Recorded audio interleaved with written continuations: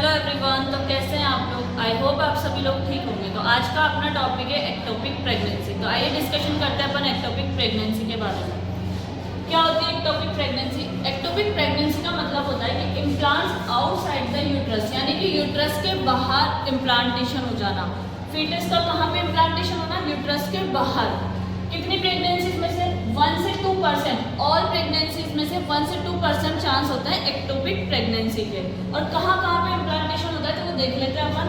First sight है fallopian tube, यानी कि ट्यूबल प्रेगनेंसी।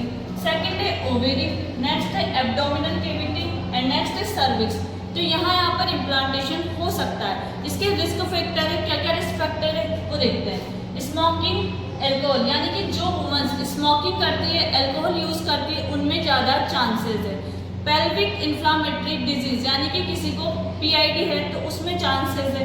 नेक्स्ट आता है एज, किसी की अगर 35 ईयर से ज़्यादा होती है, या फिर एंडोमेट्राइटिस, यानी कि एंडोमेट्रियम का इन्फेक्शन जिसमें होता है तो उसमें एक्टोपिक प्रेगनेंसी के ज़्यादा चांसेस होते हैं। And blockage in the fallopian tube, यानी कि अगर फैलोपियन ट्यूब ब्लॉक है या कहीं से डैमेज है तो उसकी वजह से भी चांसेस है कि ओवम आगे नहीं जा पाए और वहीं पर ही फर्टिलाइज हो जाए या वहीं पर ही प्रेगनेंसी कंसीव हो जाए।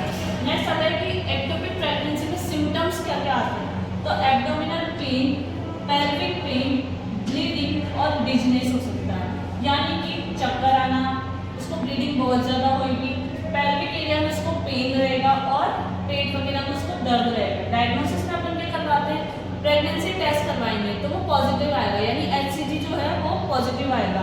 नेक्स्ट करवाते हैं अपन अल्ट्रासोनोग्राफी। तो यूट्रस तो खाली रहेगा लेकिन उसके अदर साइड, जैसे यूट्रस के बाहर है तो फैलोपियन ट्यूब में या ओवरी में अलग से एक मास नजर आएगा। नेक्स्ट टॉपिक आता है कि ट्रीटमेंट कैसे करेंगे। तो ट्रीटमेंट इसकी साइज, इसकी शेप कैसी है, साइज कितनी है, या फिर ये रप्चर है, अनरप्चर्ड है, इस सबको देख के किया जाता है। तो सबसे पहला आता है मेथोट्रेक्सेट। तो मेथोट्रेक्सेट क्या होता है? इंजेक्शन होता है जो कि सेल की ग्रोथ को रोक देता है या स्टॉप कर देता है। ये मोस्टली रप्चर्ड में यूज किया जाता है, लेकिन जिसमें कोई हार्ट बीट नहीं आई हो। नेक्स्ट आता है सर्जरी, अपन इसमें कर सकते हैं। तो लेप्रोस्कोपी सर्जरी कर सकते हैं अपन इसमें, लेप्रोस्कोप के द्वारा रिमूव किया जा सकता है।